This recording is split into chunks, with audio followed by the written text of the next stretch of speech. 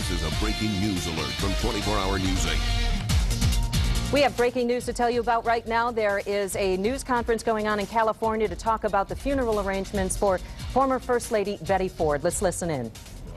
Express the gratitude and thanks of the Ford family for the magnificent outpouring of sympathy that they have received, literally from around the world. It has been, quite frankly, heartwarming beyond measure. We'd like to thank President and Mrs. Obama and the White House staff, together with each of the former presidents and each of the former First Ladies, for their kindness and support. Their public and private expressions of sympathy have been a real source of strength and comfort to the Ford family. And in particular, we want to say thanks to the United States Secret Service and law enforcement, particularly the Riverside, California Sheriff's Department, and the California National Guard and the Michigan National Guard. We are deeply grateful and appreciative to each of those organizations. Mrs. Elizabeth Bloomer Ford died peacefully at Eisenhower Medical Center at 3:30 p.m. Pacific Time, July 8th, 2011, following a brief illness. Funeral services for Mrs. Ford will be conducted in Palm Desert, California, and Grand Rapids, Michigan. The funeral services will begin on Tuesday, July the 12th. At approximately 11 o'clock a.m., Mrs. Ford's casket will be taken to St. Margaret's Church in Palm Desert, California. It will arrive there at approximately 11:20, accompanied by the Ford family, and there will be a private prayer service with the family inside of St. Margaret's Church. We anticipate that guests for that funeral service will begin to arrive at St. Margaret's at approximately 12:30 p.m. The service funeral service at St. Margaret's will begin at 2.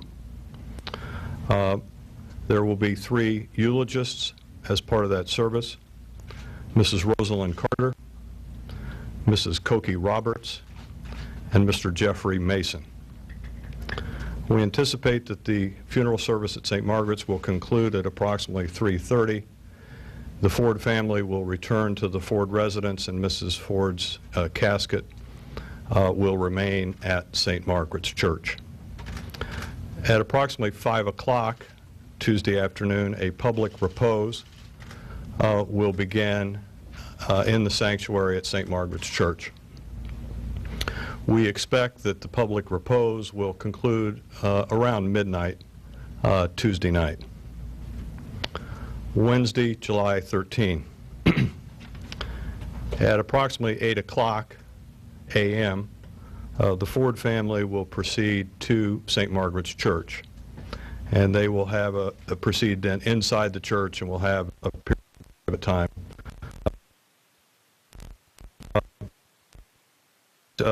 Shortly before 9 o'clock, the motorcade with Mrs. Ford's casket and the Ford family will depart St. Margaret's Church en route Palm Springs International Airport.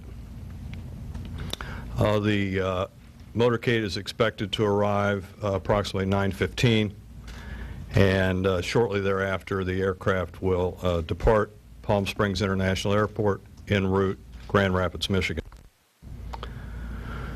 At approximately 5 o'clock p.m.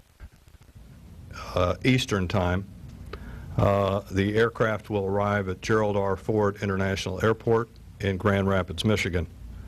It will be received, and the family and the casket will be met by Governor Rick Snyder on the tarmac at the airport in Grand Rapids. The motorcade then will proceed to downtown Grand Rapids to the Gerald R. Ford Presidential Museum, and we expect that it will arrive at approximately 6 o'clock Wednesday evening. At the museum, there will be a short arrival service, brief prayer service, and Governor Snyder is expected to deliver brief remarks on behalf of the people of Michigan. At approximately 7 o'clock that evening, public repose will begin in the atrium lobby of the Gerald R. Ford Presidential Museum and will continue for a period of time into the night of the 13th. Thursday, July 14th. At approximately noon, the Ford family will proceed to the Gerald R. Ford Presidential Museum, and we'll spend a period of time there. At 1 o'clock, the casket and the Ford family will depart by motorcade from the Presidential Museum to the Grace Episcopal Church. At 2 o'clock, a funeral service for Mrs. Ford will be conducted at Grace Church, and there will be 2 eulogists at that service, Mrs. Lynn Cheney and Mr. Richard Norton Smith. The funeral service at Grace Church will conclude at approximately 3:30, and the casket and the Ford family then will proceed by motorcade back to the Gerald R. Ford Presidential Museum, where a private interment service will be conducted with just the Ford family. And we expect that that private interment service will conclude at approximately 5 p.m. That will conclude then the funeral services for Mrs. Elizabeth Bloomer Ford.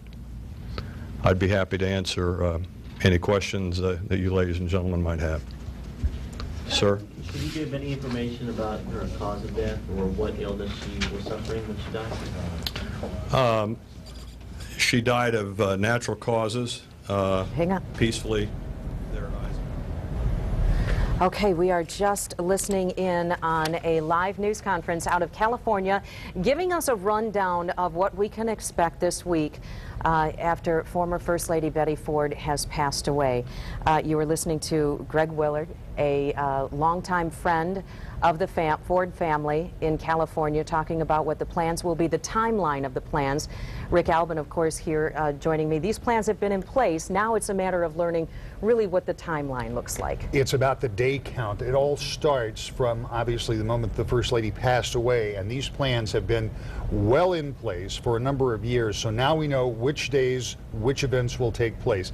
Going back, and not for us to go back, but just to take our viewers back for a moment, Greg Willard worked with the president in the White House. He did a whole lot of work with getting logistics put together, and he has helped the Ford family since then. He's an attorney out of St. Louis, Missouri, close friend of the Ford family, particularly the Ford children. So he will be handling that, and that is a face and a voice that you will see here quite often during these services. We know now that the services in California will be Tuesday.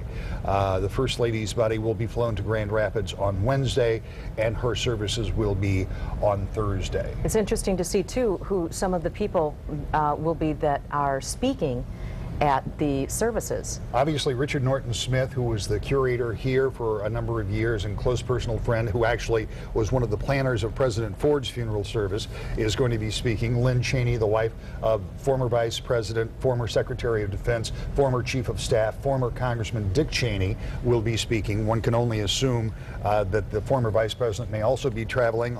We saw him in Washington earlier this year at the unveiling of the President's statue in Statuary Hall. But the one that people may question, just at least at first glance, is Cokie Roberts, who is a longtime political reporter and columnist for ABC News, but that's not why she's being asked. She is the daughter of Hale Boggs. Hale Boggs was a congressman from Louisiana who served with Gerald Ford on the Warren Commission. Remember, Gerald Ford was the last surviving member of the Warren Commission.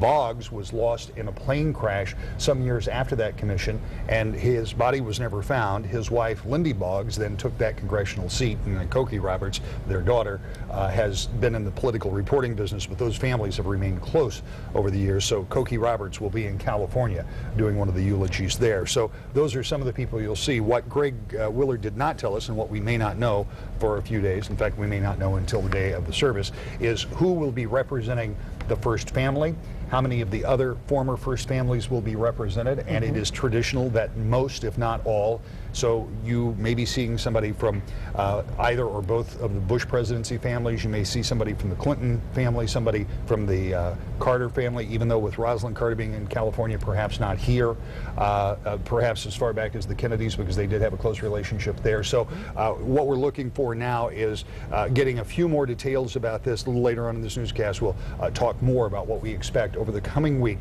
as we have what is being called by many a homecoming for former First Lady Betty Ford. That's right. Rick, also want to briefly say the public has been waiting to find out when they, of course, can see Betty Ford when she returns here. It sounds like Wednesday evening. Wednesday evening after She'll be the in arrival repose. services. It should be sometime after 6 o'clock, maybe a little later than that.